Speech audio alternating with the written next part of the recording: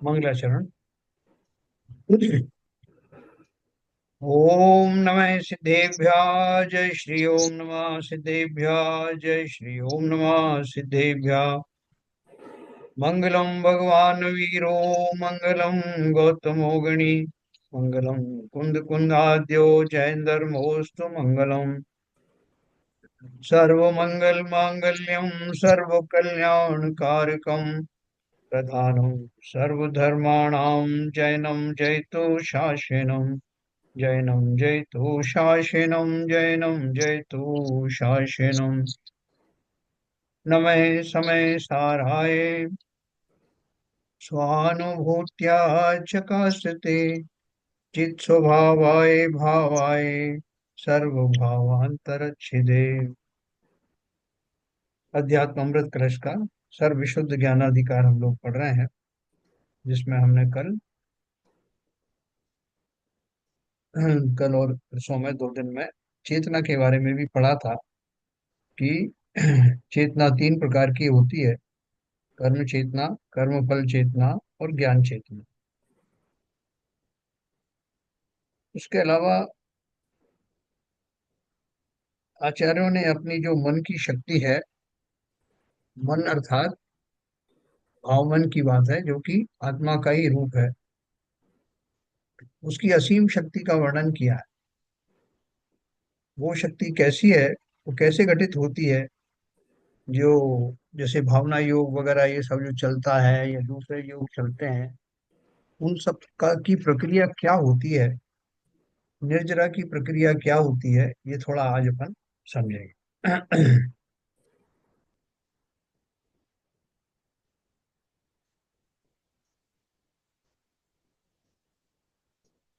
देखो, इन्होंने एक बात कही है। प्रश्न पूछा था 415 नंबर। बिना पूर्वबद्ध कर्मों की निर्जरा किए केवल मैं शुद्धात्मा हूँ ऐसा अनुभवन वेदन करने से केवल ज्ञान की प्राप्ति कैसे हो जाएगी? क्या मन चिंतामणि रत्न है कि जो सोचे सो ही बन जाए? है ना, ये इन्होंने प्रश्न क्या पूछा कि वो ऊपर आया था। देखो, ये ऊपर क्या आया था। जैसी क्रिया करोगे वैसी ही परिणति होगी। शुद्धात्मानुभव की क्रिया से शुद्ध आत्मा की प्राप्ति होगी तथा अशुद्ध आत्मानुभव से आत्मा अशुद्ध ही रहेगी। इसके फलस्वरूप ये प्रश्न आया उन्होंने कि साहब, ये खाली चिंतन कर देने से कि मैं शुद्धात्मा हूँ, क्या मेरे कर्मों की निर्जरा हो जाएगी? और क्या मन ऐसा चिंतामणि रत्न है कि जो सोचूंगा वो हो जाएगा? तो समाधान दिया कि बात तो ऐसी ही है, पर कठिनाई यह है कि मन सोचता ही तो विपरीत है, अतः विपरीत फल को प्राप्त होता है। काश वो सोचे ऐसा, लेकिन सोच नहीं पाता। मन जब यह चाहेगा कि मुझे केवल ज्ञान चाहिए, तब यह अपनी मानसिक परिणति की अशुद्धता को दूर कर देगा और शुद्ध केवल ज्ञान की प्राप्ति करेगा। यह नहीं हो सकता कि मन अशुद्धता रूप परिणमन करता रहे और उसके फलस्वरूप शुद्ध ज्ञान की प्राप्ति चाहने मात्र से मिल जाए। है ना, उल्टा तो चिंतन तो उल्टा कर रहे हो आप, और आप सोच रहे हैं कि उस चिंतन के फलस्वरूप शुद्ध ज्ञान मिल जाए।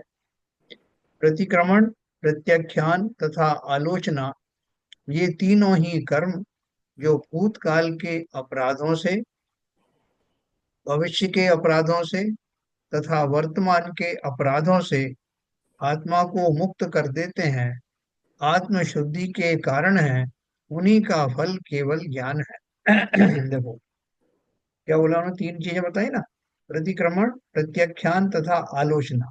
प्रतिक्रमण क्या होता है? भूतकाल के अपराधों, है, भूतकाल के अपराधों संबंधित चिंतन करके उनके उनका पश्चाताप आदि करना।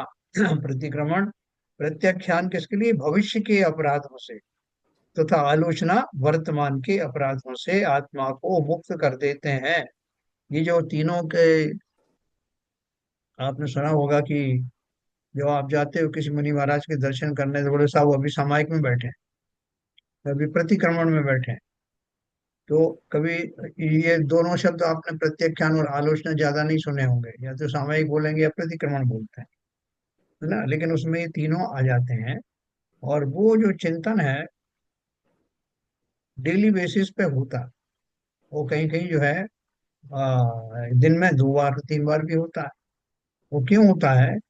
क्योंकि जीव को जो वर्तमान वाले जो उसके दोष हैं वो निरंतर दिखाई देते हैं, निरंतर लगते हुए प्रतीत होते हैं। जैसे अभी भोजन बनाया, तो भोजन संबंधी जो आरंभी हिंसाएं हैं उनसे लगे हुए पाप को, भले ही वो अपरिहार्य हो, उसका होना आवश्यक है गृहस्थी चलाने के लिए, वो सब आरंभी हिंसा होती है, लेकिन उन सदगृहिणियों को इस बात का खेद रहता है कि मेरे कारण से, इस रसोई के बनाने के कारण मुझे ये दोष लग रहे हैं। और साथ साथ वो जो गृहस्थ है, जो जिसके निमित्त से भोजन आदि सामग्री बनाई जा रही है, जो उसमें जुड़ा हुआ है, उसको भी आरंभी हिंसा का दोष लगता है। तो ये जो दोष लगते हैं, ये दोष तो बाह्य दोष के अलावा अंतर में, जैसे कोई व्यक्ति जो है जिन अपराधों को टाल सकता है, जिस तरह की आरंभी हिंसा को टाला जा सकता है या संकुचित किया जा सकता है, उनको भरपूर करने वाला वो वास्तव में पाप का भागी होता है। ये तो वो प्रतिक्रमण और ये आलोचना आदि तो वो करते हैं कि जो मिनिमाइज करना चाहते हैं, फिर भी जो कुछ हो जाता है उसके कारण उनको प्रायश्चित करने का भाव आता है। तो ये अपन प्रक्रिया क्या देख रहे हैं कि केवल ज्ञान की उत्पत्ति वास्तव में कैसे होती है। जैसे हम शुक्ल ध्यान आदि कहते हैं, शुक्ल ध्यान का क्या स्वरूप है? शुक्ल ध्यान करने वाला वो मुनि किस तरह के भाव करता है, जिसके कारण अनादिकाल से अर्जित कर्मों के पहाड़ उनकी निर्जरा तुरंत हो जाती है। तो क्या प्रक्रिया होती होगी? क्या वो एक एक कर्म को ढूंढ ढूंढ के निकालते हैं कि कौन सा कर्म कहाँ पड़ा हुआ है कोश में, अब उसको खाली करता हूँ? तो उनके पास क्या मैकेनिज्म है? कोई उनके पास झाड़ू नहीं है, कोई इस तरह की कोई चीज नहीं है जिससे उनको वो फिजिकल कर्मों को निकाल बाहर किया जाए। हाँ, एक ही बात है कि जिस प्रक्रिया से वो कर्म बंधे थे, उस प्रक्रिया की विपरीत प्रक्रिया के अपनाते ही वो कर्म निर्जरित हो जाते हैं। तो वो जो प्रक्रिया है वो क्या है? सीधे मेरे भावों की बात है। मेरे भाव जितनी तीव्रता से विपरीत दिशा वाले बांधे गए थे, अब उसके विपरीत यानी स्वभाव की ओर जितनी तीव्रता से मेरा भाव जाएगा, उतनी तीव्रता से वो अंडू हो जाए, वो बंधन ढीले पड़ेंगे और धीरे समाप्त भी हो जाएंगे, और मैं अपनी उस अबंध दशा को प्राप्त। तो यही केवल ज्ञान का स्वरूप है। केवल ज्ञान क्या है? जो मुख्य मुख्य जो चार कर्म हैं, जो जिनकी सारी प्रकृतियां पाप प्रकृतियां ही हैं, जिन्हें घातिया कर्म इसलिए कहते हैं कि उनसे, उनकी मौजूदगी में आत्मा के अनुवांशिक जो भाव हैं वो आहत होते हैं, वो उनको नुकसान पहुंचता है, वो घात को प्राप्त होते हैं, उनकी जो नेचुरल दशा है वो प्रकट नहीं हो पाती। तो ज्ञानावर्णी, दर्शनावर्णी, मोहनी और अंतराय, ये चार वो कर्म हैं जिनसे आत्मा के जो नैसर्गिक गुण हैं वो बाधित होते हैं। बाकी अगाधि इनके जाते ही अगाधिया का तो ज्यादा अस्तित्व रहता नहीं, अपन सब जानते हैं। तो देखो, अपन इनकी बात कर रहे हैं कि ये जो तीन चीजें हैं, प्रतिक्रमण, प्रत्याख्यान तथा आलोचना, वास्तविक इनका स्वरूप तो मुनियों के ही होता है। वो भले ही उसको अंडरलाइन करके नहीं बोलेंगे ये प्रत्यक्ष प्रतिक्रमण हो रहा है कि प्रत्याख्यान हो रहा है कि आलोचना हो रहा है, उनके भावों का लेवल ही ऐसा होता है कि जिस समय नदी की ये बाढ़ आती है, तो बाढ़ में जब उसका पानी का स्तर ऊपर उठता है, तो वो ये नहीं देखता कि ये सीढ़ी डूब रही है या वो सीढ़ी डूब रही है या उधर पास में खड़ा हुआ कोई दूसरी वस्तु डूब रही है। जो जो भी उस लेवल पर आएंगे वो सब डूबेंगे। ठीक उसी प्रकार से जब जीव का शुक्ल ध्यान वाला व्यापार चलता है, उस समय भावों की जो निर्मलता का लेवल है वो अपने आप ही इतना बढ़ता हुआ जाता है ये कौन कौन से कर्म डूब गए उसमें, कौन कौन की निर्जरा हो गई, उन्हें, उस जीव को ये पता भी नहीं। भावों का लेवन ऑटोमेटिकली उन कर्मों की निर्जरा करता रहता है। तो देखो, किंचित, उनकी तो बात अलग है, मुनियों की तो उनको भाव, उनके तो स्मरण करते ही रोमांच हो जाता है कि कैसे करते होंगे। वो उनकी योग्यता, वो काबिलियत, जिसमें उनके भावों का लेवल तत्काल ही बैठे नहीं कि वहां तक पहुंच जाता, उस पीक पर आ जाता है, उनकी तो बात ही क्या करें। लेकिन हम और आप भी, ये तीन जो प्रक्रियाएं मैं भी पढ़ने जा रहा हूँ, इनके माध्यम से अपनी इसी पर्याय में उनका स्वाद चख सकते हैं। उनको अपनी स्तर पर, अपनी सीमाओं के अंदर रह करके इनका प्रयोग हम कर सकते हैं, और हम भी उस मार्ग को प्रशस्त कर सकते हैं। इस भाव में नहीं तो अगले भाव में सही, ये पूर्ण स्वरूप रूप से मेरे अंदर में प्रकट होंगे। और वर्तमान में कितना हो जाएगा उसका लाभ, ये भी आपको दिखाएंगे। तो उन्होंने पूछा, इन तीनों का क्या स्वरूप है? क्या ये तीनों कर्म एक साथ हो सकते हैं? एक समय में तो एक ही क्रिया होगी। यहाँ कर्म का अर्थ है कार्य से मतलब। समाधान दिया, एक ही क्रिया के ये तीन फल हैं। आत्मा की ऐसी ही विचित्र यह क्रिया है।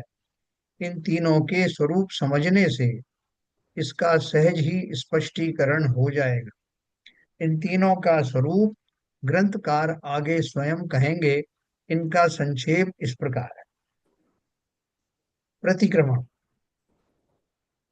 भूतकाल में जो अपराध अर्थात आत्म स्वभाव से भिन्न शुभ अशुभ भाव किए हैं, उनके फलस्वरूप ज्ञानावरणादि बंध किए हैं, वह मैंने अपराध किया है। इन अपराधों का मैं विशोधन करना चाहता हूँ। साधक पुरुष इस प्रकार पूर्वकृत कर्मों पर पश्चाताप करता है। इसे प्रतिक्रमण क्रिया कहते हैं।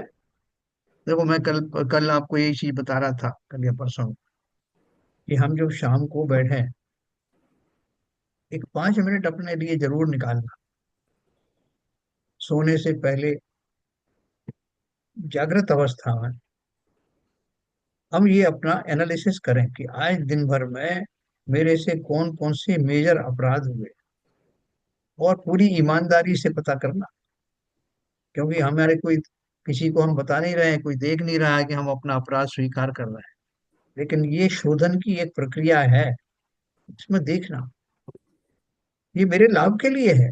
मेरा जो इतना सारा कारण संसार भर गया था, उसमें किंचित कमी अवश्य होगी। तो क्या सोचना, तो उन्होंने बोला, भूतकाल में जो अपराध, भूतकाल कब का है? क्योंकि एक समय की, वर्तमान समय एक समय का ही होता है। एक समय से पहले वाली समस्त घटनाएं भूतकाल में आ जाती। तो मैंने आज सुबह से लेकर अब तक कितने जीवों का जी दुखाया, कितने लोगों से मैंने अनर्थक, निरर्थक बात करी जो जिसकी जरूरत नहीं थी, कितने जीवों को मैंने अपमानित किया, और मेरे कारण से कितने कितने जीवों को व्यथा हुई। इसको हमसे ज्यादा अच्छा कौन जाने। आप कहोगे नहीं साहब, हम, हमारे हिसाब से तो हमें कुछ दिखाई नहीं देता कि हमने ऐसा कुछ किया है, और दूसरे व्यक्ति जानते होंगे जिन जो आहत हुए हैं। तो बिल्कुल सही है, क्योंकि आहत होना नहीं होना उन व्यक्तियों के ऊपर भी निर्भर करता है कि वो किस बात को कितना गंभीरता से लेते हैं। लेकिन एक कॉमन सेंस से मैं अवश्य ये पता लगा सकता हूँ कि जो जिस तरह से मान अपमान से मैं खेद खिन्न होता हूँ, वैसे ही दूसरे जीव भी होते होंगे। हम तो किसी की ऊंची आवाज में बात सुन करके और गुस्से से लाल पीले हो जाते हैं कि उसने ऐसा कहा तो कैसे कहा। हमें बहुत दुख होता है, कई बार हमें इतना शौक लगता है, 2 2 3 दिन के तक रिकवर नहीं होते। लेकिन वही शब्द मैं अनजाने में कहिए या जानबूझ करके, बिना ये जाने कि दूसरा कितना व्यथित होगा, भरपूर उनका प्रयोग करता हूँ। उनकी मनस्थिति क्या बनेगी, उन्हें क्या शौक लगेगा, किस तरह के उनके जीवन में मोड़ आ जाएगा, मुझे इससे कोई मतलब नहीं। मुझे अपनी इमेज अच्छी रखनी है, मुझे अपना भय लोगों को दिखाना है, देखो मेरा आप ये करोगे तो मैं ऐसा करूँ। तो जो जीव मोक्ष जाने वाले हैं वो कौन होते हैं? जो सरल हृदयी होते हैं, जो स्वयं के प्रति निष्ठावान होते हैं। तो अगर हमने ये सब किया, एनालाइज किया अपना, तो बहुत सारा खेल तो यही हो गया। जिस क्षमा के लिए हम साल भर इंतजार करते हैं कि क्षमा वाणी पर आए तब मैं क्षमा मांगू, उसका काफी कुछ तो बैकग्राउंड मैंने तैयार कर लिया। रोज प्रतिदिन ही मुझसे अपराध होते हैं। उन तब गुणों इसमें सब एक शंका है। के। अगली इसमें शुभ भाव को भी अप, हाँ, अपराध माना है। आवाज चली गई अब। अप,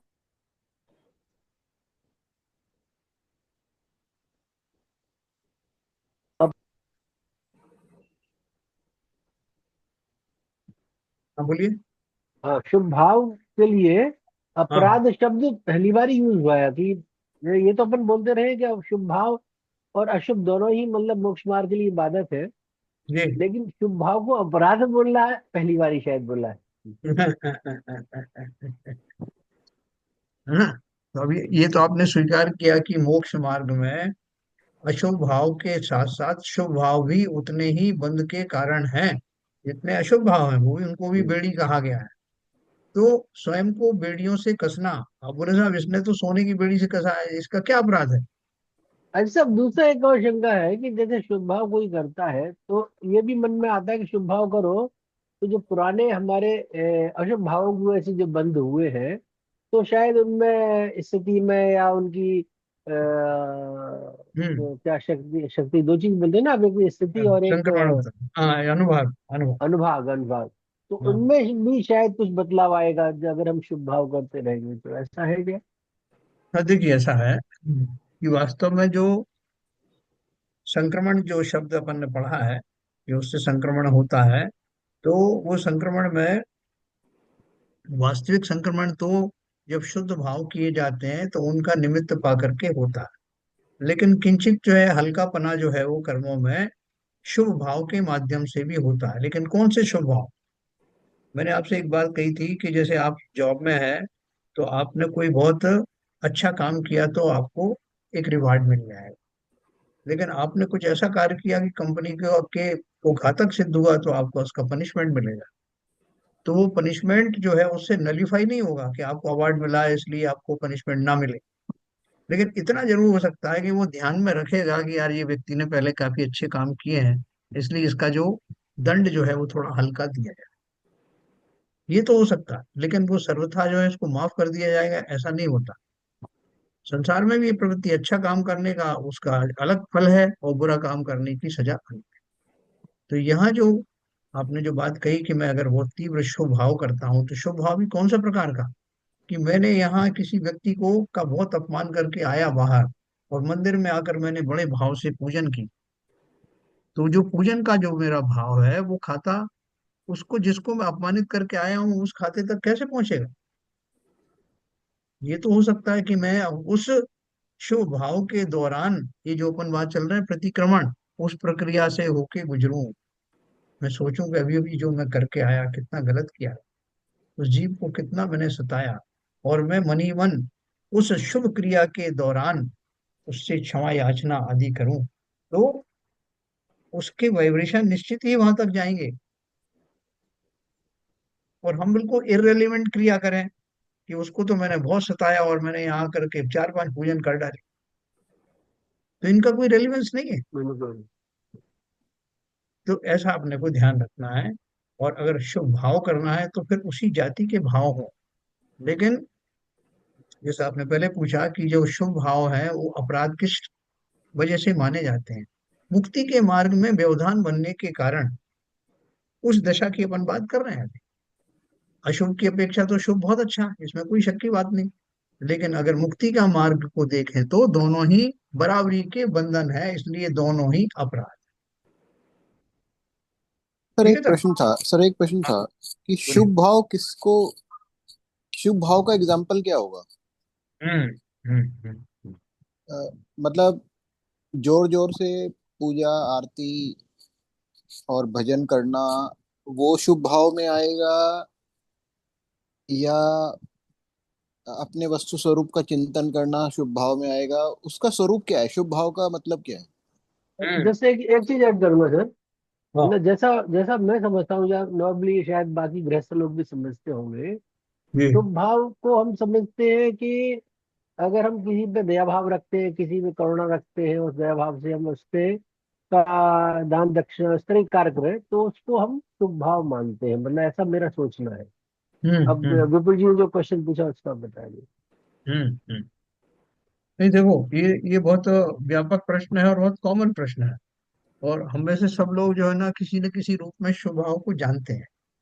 तो आप अपने हिसाब से बताइए कि आपके हिसाब से क्या होना चाहिए शुभ भाव। फिर मैं कंक्लूड करूंगा उसको। किसे आप शुभ भाव समझते? पूजन पाठ करना, विधान आदि करना, दान देना, या लोगों को परोपकार करना, किसी पीड़ित दुखी का की जो है सेवा करना, इनमें से कौन कौन से शुभ भाव है, कौन कौन से नहीं है? सर मेरे हिसाब से तो कोई भी शुभ भाव नहीं है जब तक किसी भी इन चीजों में, अगर मैं किसी को दान भी दे रहा हूँ और मेरे अंदर ये है कि मैं दान दे रहा हूँ, अगर मैं बिल्कुल न्यूट्रल हूँ अंदर से, अपने स्वभाव से मैं न्यूट्रल हूँ, चाहे मैं किसी की दान दे रहा हूँ या किसी बीमार की सेवा कर रहा हूँ या स्कूल खोल रहा हूँ या हॉस्पिटल खोल रहा हूँ, कुछ भी कर रहा हूँ, लेकिन जब तक अ, अगर मैं इस भाव से कर रहा हूँ कि मेरा नाम होगा, और या मैं इस भाव से कर रहा हूँ कि देखो इसमें इतने बच्चे पढ़ने आएंगे, उसका लाभ होगा, जब तक मेरे अंदर न्यूट्रल ये होगा कि भाई मैं तो निमित्त मात्र हूँ और ये तो सब अपने हिसाब से हो रहा है, जब तक वो न्यूट्रलिटी की सिचुएशन नहीं होगी तब तक वो शुभ भाव में भी नहीं आएगा, ऐसा मुझे लगता है। बहुत बढ़िया बात आपने कही है। देखो, शुभ भाव, अशुभ से बचने के लिए जो भाव किए जाते हैं, उन्हें भी किंचित शुभ भाव में माना जाता है। लेकिन वास्तव में शुभ भाव बहुत आगे जाकर के होते हैं। छठवां गुणस्थान मुनियों का वो शुभोपयोग का गुणस्थान कहा। अब आप सोच सकते हो कि शुभोपयोग कितने ऊपर की दशा वाले को होता है, और वही वास्तविक शुभोपयोग होता है। और वो मुनियों को इस तरह की चीजें नहीं आती कि इसको इतने रुपए दे दी जाए, उसका ये रोग दूर कर दिया जाए, उसकी सेवा शुश्रूषा कर दी जाए। वो छठवें गुण स्थान वाले का वो नहीं है। इसका अर्थ ये है कि वो अशुभोपयोग या अशुभ भाव से ऊपर के जो भाव है, वहां से भूमिका के अनुसार शुभ भाव मान लिए जाते हैं। लेकिन वास्तविक शुभ भाव कौन सा है? अपन ने जो अ, शुक्ल ध्यान के पहले अपन ने धर्म ध्यान पढ़ा था, बहुत विस्तार से पढ़ा। और सारा जो धर्म धर्म ध्यान है, वो शुभोपयोग का ध्यान है। शुभोपयोग तक सीमित रहता है। सम्यक दृष्टि होने के बाद में जो शुभ क्रियाएं होती हैं, कौन सी शुभ क्रियाएं होंगी? तो अब इसमें जस्ट एक चीज पूछना चाहूंगा। अगर जैसे शुभ भाव है, हाँ लेकिन अगर वो कषाय के साथ है, हाँ। तो शुभ नहीं रहा ना सर। अगर हम्म कषाय राग राइट द्वेष राइट। और बिल्कुल मान सही कह साथ रहे में है, तो वो तो अशुभ कैटेगरी में चला गया। जब तक कषाय मंद नहीं है उस भाव में, शुभ भाव में कषाय मंदता होगी तभी वो शुभ भाव है। सही कहा। दूसरी दूसरी बात यह है, कोई भी क्रिया की जाए अगर निदान रूप में की जाएगी तो वो भी स्वभाव नहीं रहेगा। जैसे कि विपुल जी ने कहा कि कोई दान दे रहा है और इस मान कषाय के रूप में दे रहा है कि मेरा नाम होगा, तो वो निदान हो गया। जब निदान हो गया तो वो स्वभाव नहीं रहे। हम्म। देखो, ये आप बहुत अच्छे, आप लोगों का चिंतन बहुत बढ़िया चल रहा है कि आपने ये माना कि जब तक मेरे बैकग्राउंड में कषाय और कषाय बने हुए हैं, कहीं मन कषाय है, कहीं लोभ कषाय है, कहीं जो है क्रोध कषाय है, कहीं मायाचारी है, ये सारे कषाय जब तक बैकग्राउंड में रहते हैं, तो मेरे द्वारा किए जाने वाले जो भी भाव हैं, वो किसी ना किसी प्रकार के दिखावे मात्र हैं। उनमें किसी लोभ वश या किसी और के वश किए जाते हैं। तो इसलिए वास्तविक शुभ भाव तो नहीं है, लेकिन लोग अशुभ भाव के मुकाबले में उन्हें अच्छा समझते हैं। इसका अर्थ क्या है कि वास्तविक शुभ शुभ भाव कुछ और ही है। अब सम्यक दृष्टि की अपन बात करें, मिथ्या दृष्टि को ये कषाय जैसा आपने सही कहा कि बहुत ज्यादा लगी रहती हैं, और फिर भी वो कई बार जो है वो निस्वार्थ भाव से जैसे लोगों की सेवा करता है, बहुत से लोग हॉस्पिटल जाते हैं, गरीबों की सेवा करते हैं, कोई लंगर चलाता है, कोई कुछ करता है, तो ये सारी क्रियाएं भी शुभ क्रियाओं में मानी जाती हैं। वहां उनका बहुत सारे ऐसे निस्वार्थ भी होते हैं जिन्हें इस बात का कोई लोभ नहीं होता कि लोग उन्हें जाने, लोग उनको उनकी प्रशंसा करें, नहीं, उनका मन ऐसा करता है कि सेवा करने से उनको अच्छा लगता है। तो ये नीचे वाली कैटेगरी के शुभोपयोग हैं। और वास्तव में ऊपर की क्रिया का शुभोपयोग क्या है कि मैं पंच परमेष्टि की पूजन करने का जो मेरा भाव है, वो भी हम जैसे लोग जब करते हैं तो वो नीचे वाली कोटि का शुभ भाव है। अब एक सम्यक दृष्टि जीव पूजन करेगा तो वो क्या करेगा शुद्धो ये अपना शुद्धोपयोग है, जिसमें कि अ, शुक्ल ध्यान आदि जो ऊपर की भूमिका में आते हैं, उससे पहले जो धर्म ध्यान है, उसमें आपने अपन ने पढ़ा था ज्ञानार्णव ग्रंथ में कि ये जो प्रक्रिया चलती है जीवों की, जिनेंद्र देव के गुणगान करना, उन जैसा मैं हूँ, उन जैसे भाव करना, प्रवृत्ति रूप संयम जितना भी है, चरणान योग में जितने बताए हैं, 13 प्रकार का चारित्र आदि है, वो सब शुभोपयोग में आता है, शुभ भावों में आता है।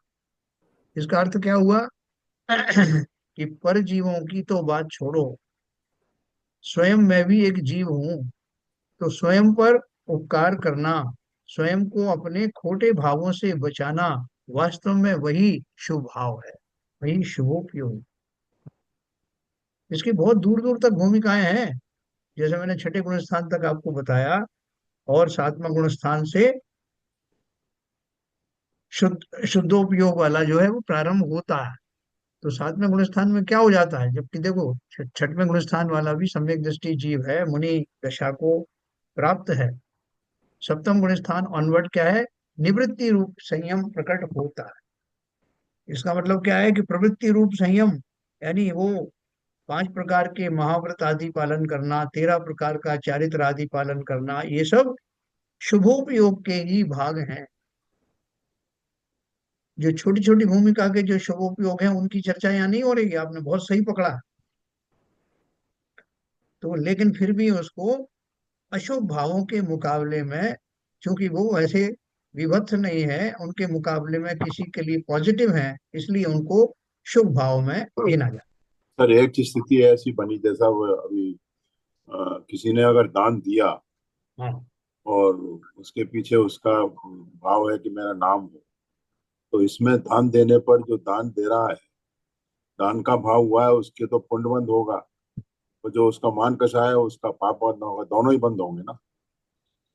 देखो, अगर मान लीजिए उसने वास्तव में उसको दान को इस भाव से दिया है कि ये धन मेरे लिए आवश्यक नहीं, ये निरर्थक ही मेरे भोगों में खर्च होता, इससे अच्छा है कि मैं इनके इससे निवृत्त हो जाऊं, तो कम से कम उतना संयम तो पड़ेगा।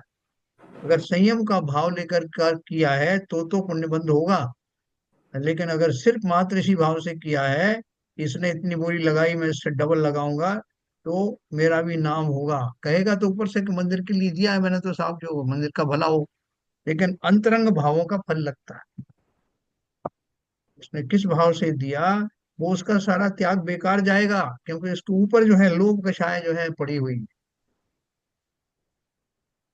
ये है। तो कुछ क्लैरिटी आई अपने को शुभ भाव के ऊपर। नहीं देखिए, जी। आपने जो एक बहुत प्रैक्टिकल एग्जांपल दिया, हाँ, अगर मंदिर में कोई बोली लग रही है और वो बोली पे उसने उसके भाव पैदा होते हैं कि मैं इस समय क्या कहते हैं, मैं भी कुछ अपना दान प्रति दान कर सकता हूँ, उस भाव से अगर उसने बोली लगाई है तो उसका पुण्य बंद होगा। मगर बिल्कुल। अगर उसने इस काम से लगाई है कि मैं इसको क्या कहते हैं मेरा नाम हो जाए, तो फिर तो वो निदान हो गया, फिर तो उसका वो पुण्य बंद नहीं होगा। वो पाप में जाएगा, यस। उल्टा पाप में जाएगा। जहां आपने अपने जो इस पर्यायगत शरीर के नाम आदि बढ़ाने की बात सोची, तो वो तो मान्यता के खिलाफ है ना, जो स्वाभाविक मान्यता है, सच्ची मान्यता है, उसके खिलाफ है। शरीर को आप अपना स्वरूप समझा, पर्याय को आपने अपना स्वरूप समझा, और धन आदि के माध्यम से लोभ कषाय में वृद्धि की, तो इससे तो आपका नुकसान ही है। आगे चलते हैं। तो ये प्रतिक्रमण क्या हुआ जो मैंने आपको बताया संक्षेप में, ये हमको अवश्य करना है सारे दिन में एक बार। जो सारे जितने जो प्रतिमाधारी जीव हैं या दूसरे जो ज्ञानी जीव हैं, जो उसमें आचरण में आगे बढ़े हुए हैं, वो सब ये करते हैं प्रतिक्रमण। हम और आप भी कर सकते हैं, 5 मिनट का समय लेकर रोज करना। ये ऐसा मंत्र है कि आपको वो जो सब जो बोलते हैं ना, इस मंत्र को सिद्ध करो, उसको उसकी जरूरत नहीं पड़ेगी। ये स्वयं में एक मंत्र है प्रतिक्रमण, किसी को बताने की जरूरत भी नहीं। आप अपना चित्त को निर्मल कर सकते हैं, बिन साबुन क्या है वो बिना निर्मल करे स्वभाव, बिन पानी साबुन बिना निर्मल करे स्वभाव।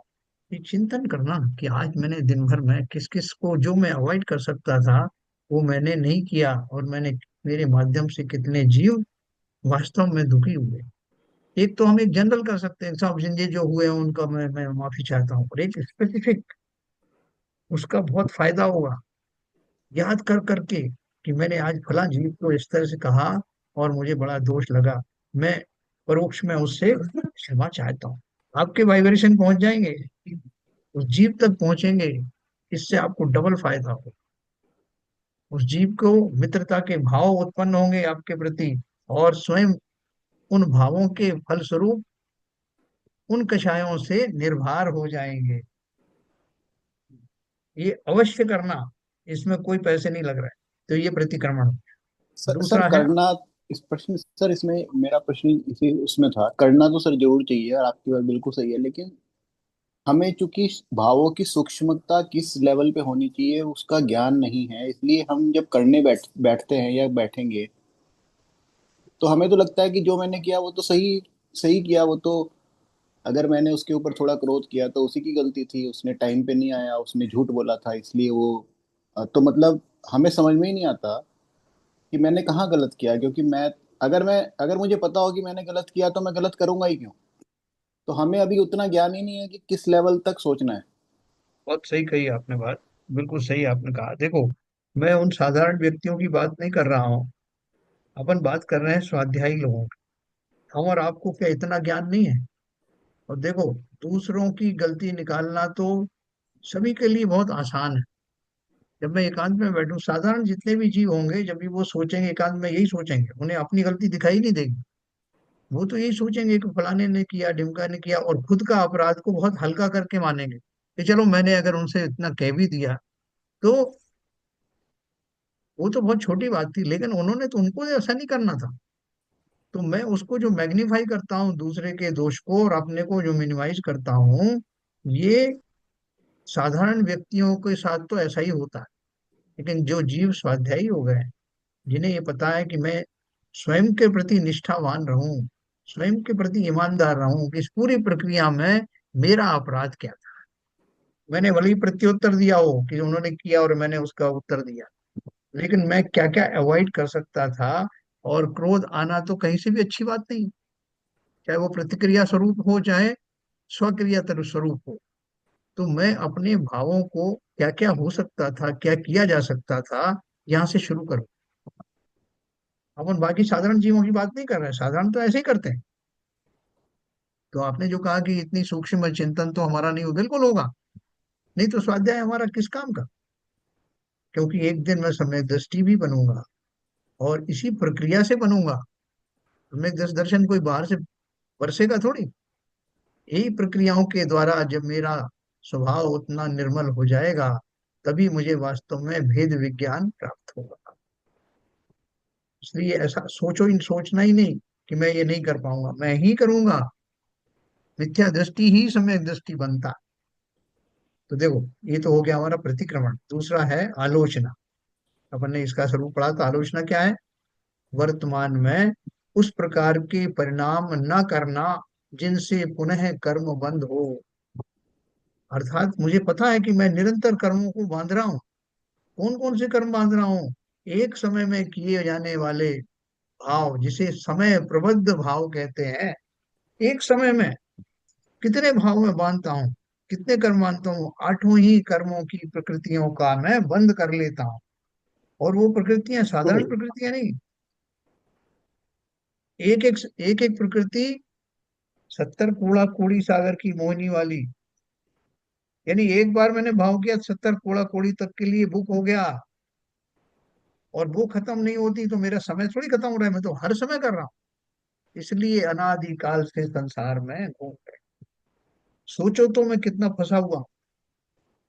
70 कोड़ा कोड़ी वाले, 20 कोड़ा कोड़ी वाले, 30 कोड़ा कोड़ी सागर वाले, ये सारे कर्मों से मैं निरंतर बंध रहा हूँ।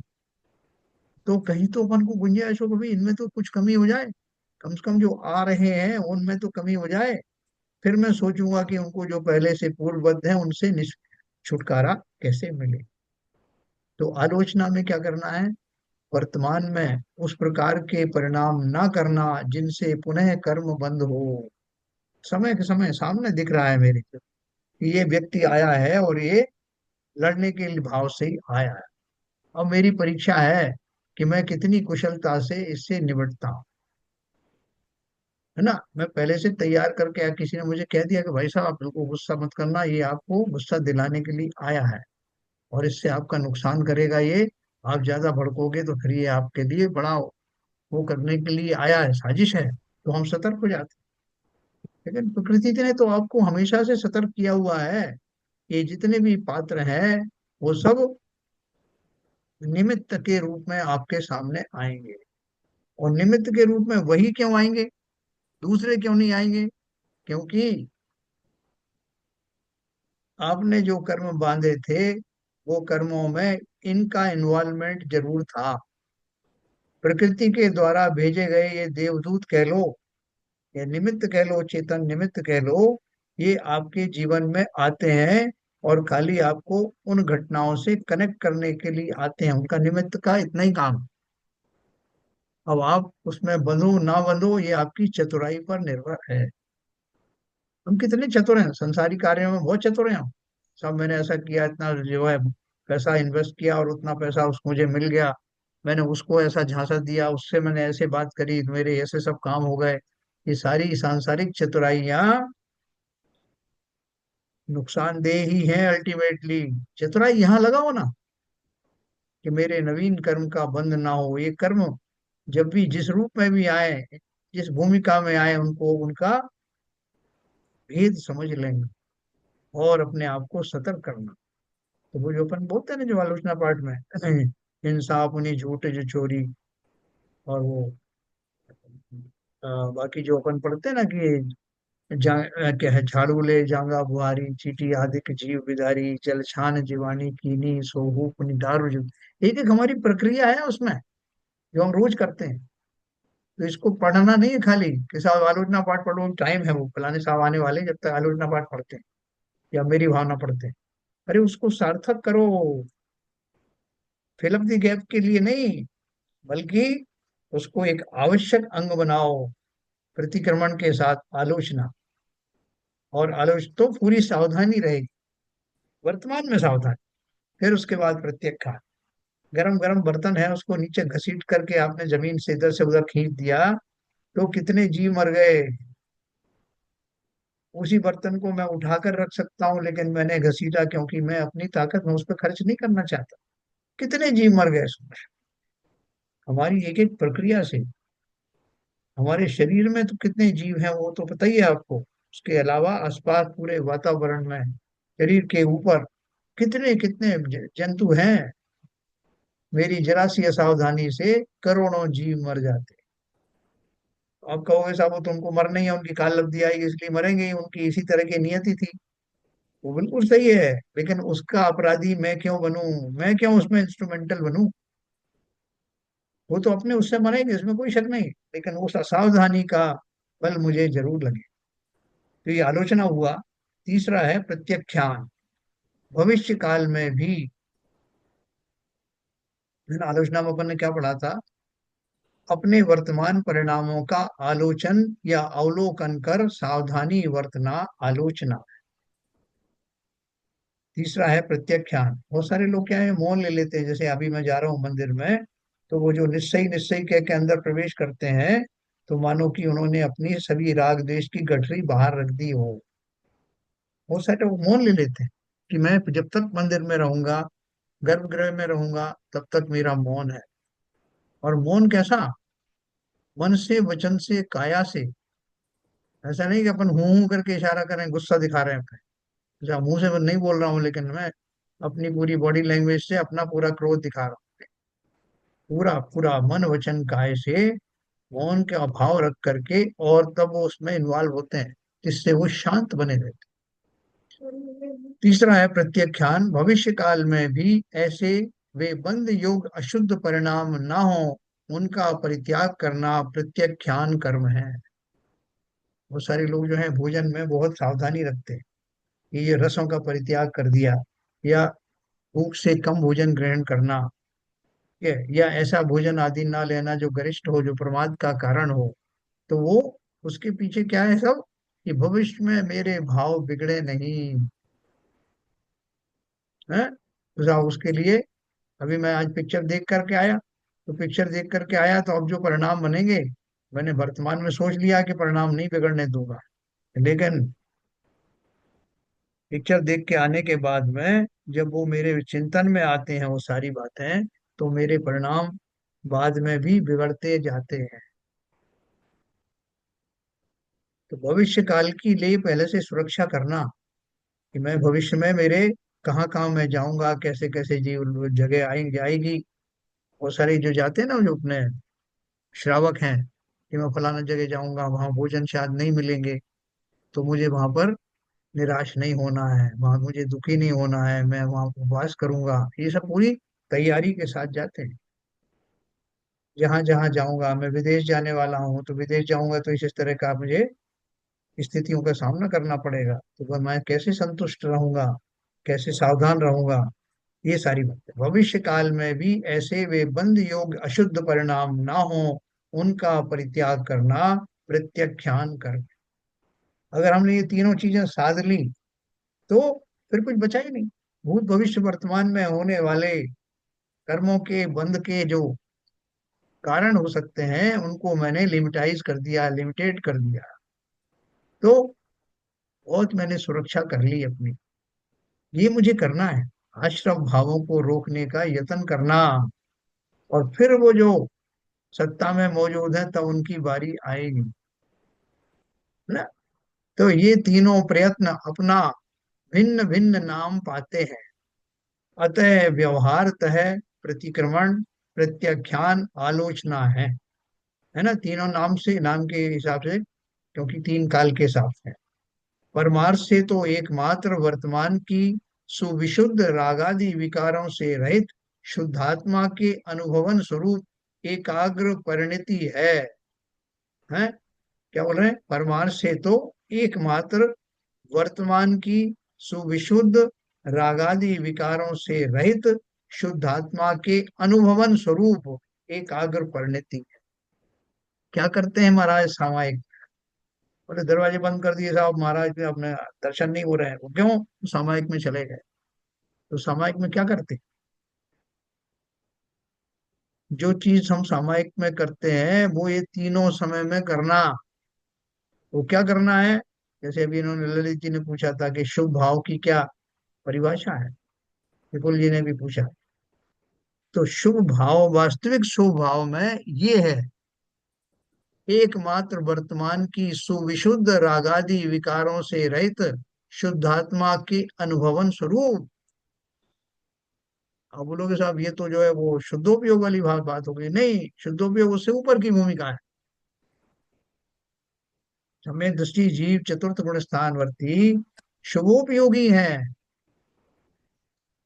उन्होंने उस टाइम जरूर आत्मा का अनुभवन किया, वो आत्मा का अनुभवन उनको स्वाद के रूप में बना रहता है।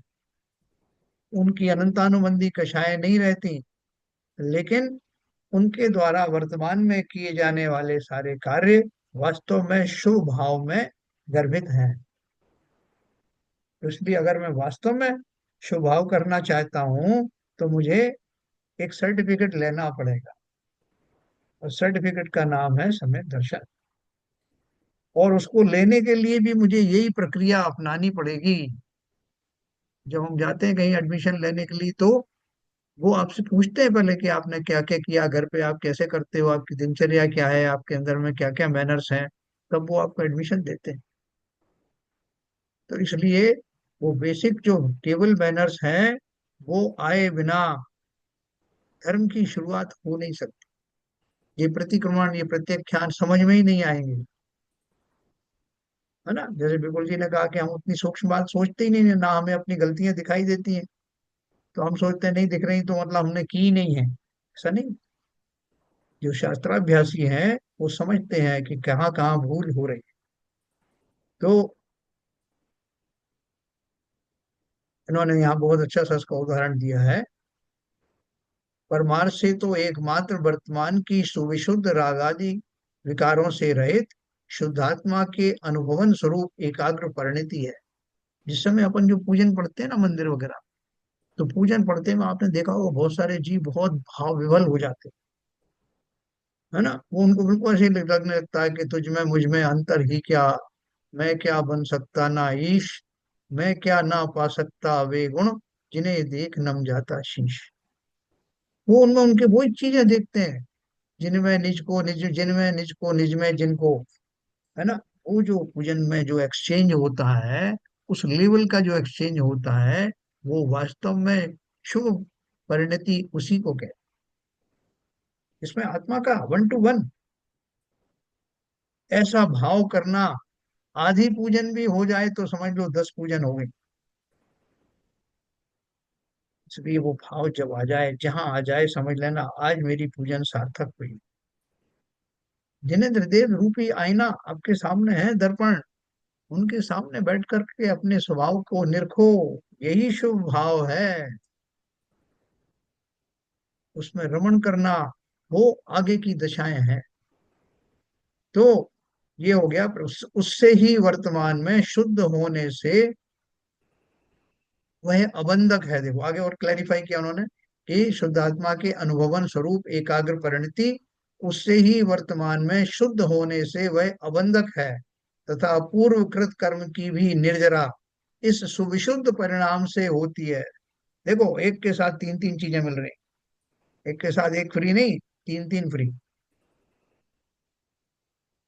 पूर्वकृत कर्म की भी निर्जरा इस सुविशुद्ध परिणाम से होती है, जिसे प्रतिक्रमण कहना चाहिए, तथा इसी का फल है कि आगामी कर्म बंध नहीं होता, वही प्रत्याख्यान कर्म है। देखो इसका ये वास्तविक स्वरूप है, ये समझा रहा हूं। मैं कल आपको फिर से ये रिपीट करूंगा, ये बहुत मार्मिक चीज है। वर्तमान का आत्मावलोकन ही आत्मालोचना है। ऐसे तीनों कार्य एक साथ अपनी वर्तमान परिणति से हो जाते हैं। अतः सर्व प्रयत्नों से अपने वर्तमान परिणामों की संभाल मन कर ले, तो वही चैतन्य भाव स्वयं चिंतामणि रत्न है, इसमें किंचित भी संदेह नहीं है। देखिए पैराग्राफ बहुत भावों से भरा हुआ है। मैं लास्ट लाइन इसकी पढ़ के अब समाप्त करूंगा, और लेकिन ये पैराग्राफ अपन कल फिर चिंतन करेंगे कि इसका इसका कितना परिणाम हो रहा है, क्या चिंतन करने से क्या क्या उपलब्धि हो रही है, वास्तविक प्रत्याख्यान क्या है, वास्तविक प्रतिक्रमण क्या है, वास्तविक आलोचना क्या है। उन भावों में जाने से ये तीनों एक साथ कैसे हो जाते हैं, और उन तीनों के हो जाने से मेरा स्वरूप कैवल्य के नजदीक कैसे पहुंच जाता है, कैसे मेरे वो जो अरहम योग और जो भावना योग है वो सार्थक कैसे होते हैं। वो तो नीचे की है, वो भूमिका ही है, ऊपर की भूमिका का मैंने आपको ये ट्रेलर दिखाया। इस सुविशुद्ध परिणाम का फल केवल ज्ञान। सोचो, वो बोलते साहब ये चिंगारी का क्या महत्व है, ये चिंगारी तो छोटी सी चिंगारी है। बोले नहीं, यही चिंगारी आग बनेगी, ज्वाला बनेगी। इस सुविशुद्ध परिणाम का फल केवल ज्ञान है, मोक्ष है, और अविशुद्ध परिणाम का फल संसार है, क्योंकि वह संसार का ही बीज है। इसी सुविशुद्ध परिणाम को ज्ञान चेतना तथा अविशुद्ध परिणाम को कर्म कर्म फल चेतना कहते हैं। ठीक है। मोक्ष तो कर्म रहित अवस्था है, उसकी प्राप्ति के लिए कर्म संन्यास की भावना करते। कर्म संन्यास भी अपन कल पढ़ेंगे, और ये पैराग्राफ फिर से मैं आपको पढ़ के ये बताऊंगा कि कैसे एक समय में किए जाने वाले भावों से, जहाँ आठों कर्म का बंद होता है, वहीं दूसरे प्रकार के चिंतन से ये तीनों प्रकार के उपाय सद जाते हैं। कैसे एक ही समय में मेरा प्रतिक्रमण, प्रत्याख्यान और आलोचना हो जाती है, कैसे मैं निर्मल स्वभाव बना करके कैवल्य के नजदीक एक स्टेप और आगे चला जाता हूं। ये अपने को बहुत छोटी चीज दिख रही है, लेकिन कितना इसका विशाल रूप है, ये कल अपन को, अभी तो मेरा मन नहीं भरा इस, कल अपन इसकी व्याख्या करेंगे। तो इसको पढ़ते पढ़ते आपको लगेगा कि वास्तव में इतना सरल उपाय होते हुए भी मैं कहाँ बस फंसा हूं। ये उपाय मेरी समझ में अभी तक क्यों नहीं आया? वेरी सिंपल उपाय है, और इसमें पूरी ईमानदारी से इसको समझना सबसे सरल उपाय है ये। इसके द्वारा हम वो साध सकते हैं, केवल ज्ञान की बात हो रही। इस छोटी सी कला से केवल ज्ञान तक का जो रास्ता है वो छोटा हो जाता है। तो अभी समय हो गया, कल अपन ये 224 नंबर का फिर से पढ़ेंगे, जिनवाणी स्तुति करेंगे। ललित जी।